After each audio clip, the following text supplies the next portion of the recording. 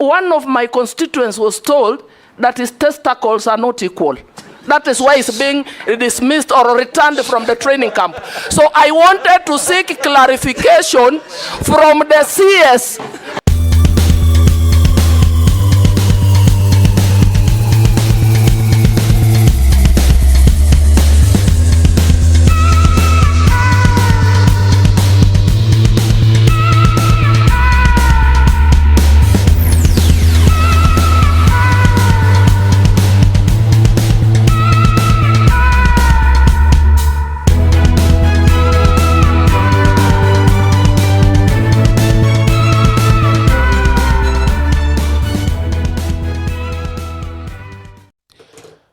A very good evening and welcome back to Havana Media. My name is Boniface Awino, and as usual, I'm going to be your host for today.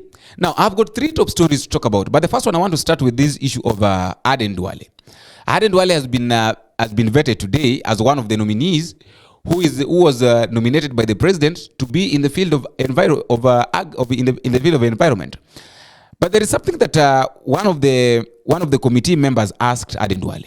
And I think most of us have been asking themselves this question: that how comes Aden Duale was nominated when the president was reading the names? His name appeared as the nominee, was as a nominated CS to occupy the office as the office of the defense. Then all of a sudden, when now the names came to the parliament to be read, the speaker read his name, read the name of Suipan Tuya to take his position, and now Aden Duale's name was read as in the environment. Now, this question was that how comes the president changed your name? How comes your name was shifted? Is it because the president realized that you are incompetent to occupy the position that you were in initially, or what's going on? Thank you, Honorable Chairman. Honorable Chairman, before I raise my questions, I just want to ask the nominee just to clear some airs for the benefit of the public, because when His Excellency the President pronounced the list of the nominee, he was given the defense docket. But when the list came to the Parliament, he was under the environment, climate and forestry docket. So Kenyans are asking, is it maybe the president was doubting his ability and leadership capacity, or what was the reason? I just want him maybe to clear the murmurs by the public. So why maybe I think the president decided to shift him was this. We all remember when all the CSS were fired. There is no group of people that celebrated more like the military. The military men even held a party celebrating the firing of Aden Duale. So that one tells us that even when he was serving as in the military, as a Minister of Defense, these guys had got no hopes and did not believe in him. So the moment he was fired, these guys found an opportunity to celebrate because they knew that someone was going to come in. So what could have made, I don't know what could have made the military to celebrate the firing of Aden Duale as the Minister of Defense. And there was this woman also. There's this question that was also asked, because okay, we know a lot of things have been happening when one is being recruited. You know, this one happens. You know, the excuse that you are not you cannot do this because you have got no 32 teeth. You know, something like that.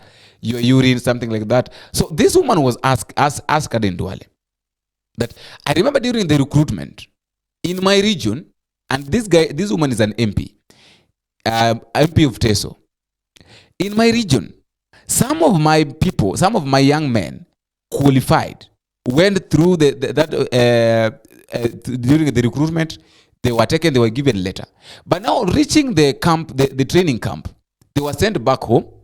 And the reasons why they were sent back home was because their balls were imbalanced, were not like ni kama yani hazikuwa zinatoshana. So there was this question that Junet Mohammed asked, that what is it that you use to measure the size of one's balls? My call. Honorable Speaker, I was calling the Honorable CS to seek clarification with respect to the concerns that were raised by my constituents, that those who were successful and had reported to the training camp were being chased away over flimsy reasons. And I think I can quote, one of my constituents was told that his testicles are not equal. That is why he's being dismissed or returned from the training camp. So I wanted to seek clarification from the CS to tell me what are the guidelines for one to be recruited. Somebody who is successful, he has already reported and is being chased away. I wanted it to secure that law so that my constituents that not lose it as a representative of the people of Teso. Mr. Speaker. Oh, yes, what's your point of Honestly, order? Okay, Mary. it was very sad indeed. And my constituent lost that slot because I could not get the CS to clarify. We hear you. Yes. In fact, I had to look for a chairman of a committee to call the CS on my behalf because I thought because I'm a small person, he can't pick mine. You are an He actually picked, but I was not helped. I was not helped. I am speaking on behalf of the people of Teso South. Good. But you are vetting him on behalf of Kenyans. Yes. Yes, on behalf of Kenyans. Yes. And it did not only happen to Teso South. Many Kenyans were returned from the training camp. And we are told those slots were sold again to some waiting rich guys with 1,700,000. It cannot continue. And we made it very clear to the CS nominee for defense that it should not repeat itself next time. Yes, Junet. Mr. Speaker, I want to sympathize with my colleague. And that issue has been rampant, people complaining. But the only thing I'm wondering with is if the CS of Defense by then could do measurement of testicles. It's what I don't know. That's what I don't know.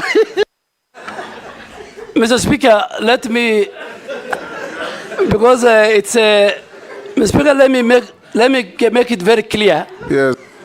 That the grounds given for the rejection of that recruit from Teso South is valid.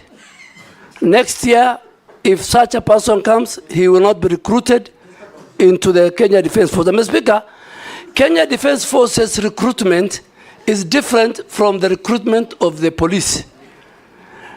When people go are recruited at the sub-counties and they come, a very serious medical checks takes place. A number of people are sent because of medical ailments. And I think the former Vice Chief of Defense... unequal testicles ailments. Yeah, there were people... Women can know that, Chair. Mr. Only Speaker, women I can think... know that. Now, the second story is about this issue of Oscar Sudi. Okay, we know very well that in as much as, these guys have been stealing. Truth be told, let us call spade a spade. These guys have been stealing from the public, and they've been misusing public's money. Oscar Sudi yesterday was on Obina TV, Obina Show Live. And surprisingly enough, the same thing that Kipchumba Murkomen did is what Oscar Sudi did yesterday. Oscar Sudi showed people that is wearing a Rizal watch worth 17 million Kenya shillings. That is 16.6 million. That is 17. A Rizal watch, just like this one of mine. This one is not that expensive. So someone is wearing the same watch, but now its worth is 17 million. I can't say the price of mine because people will laugh at me. Now 17 million Kenya shillings. So like for instance, now I work with 17 million Kenya shillings in my like a watch. What for? Okay, perhaps maybe he knows. Some people are saying that one is just a way of investment. The watch is gold. He cannot work with gold. So if he wants maybe to exchange it, he can go and melt it and turn it to gold, which is right. But the question is, why should you brag about something like that in public? Why do you decide now to brag about something like that in public? That you are working with 17 million. 17 million. So 17 million, let me connect it. So Oscar Sudi's watch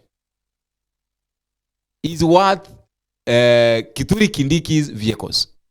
Because yesterday Kithure Kindiki told the panel that he forgot to put his vehicles is worth 17 million. All the vehicles that Kithure Kindiki drives is 17 million. Only Oscar Sudi's watch is worth 17 million. Hizo ni pesa ngapi?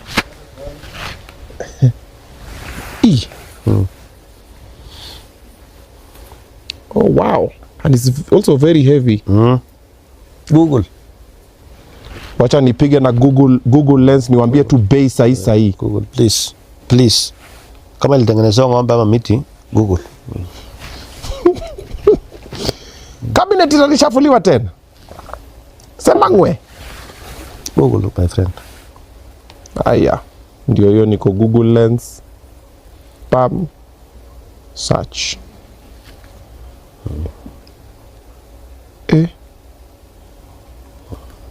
Upate exactly, usiende kwa hizo fake. Oh wow. Ngoja, so napata bei mingi. Tafuta hiyo kabisa, hiyo usitafute ni mingi. Na nimezipata hapa. Hapa imeandika 128,000 US dollars. Wacha tu convert.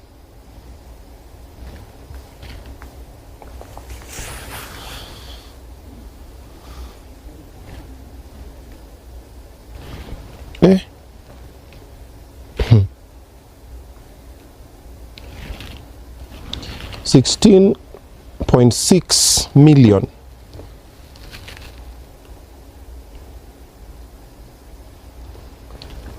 So wacha nivae saa ya 17 million isikie venye iko.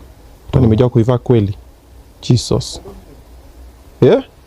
Kunje nyingine kwanza ya upande nyingine. Kunje mbele. Nikunje hivi. Haya ndio hiyo. Hii saa ni 17 million. Unasikiaje?